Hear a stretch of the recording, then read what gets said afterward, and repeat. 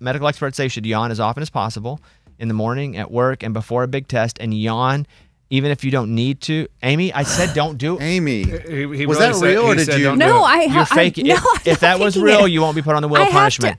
It was real. You said never hold back a yawn, and now I feel like I have to yawn again, but I'm trying to hold it back. Don't do it. Okay, everybody, you can do it. You ready? Just kind of start a fake yawn and have it turn into a real one. Go. You see how it does 30% turn into a real one? A little It bit. really does. Yeah, a little bit. So that's for Amy.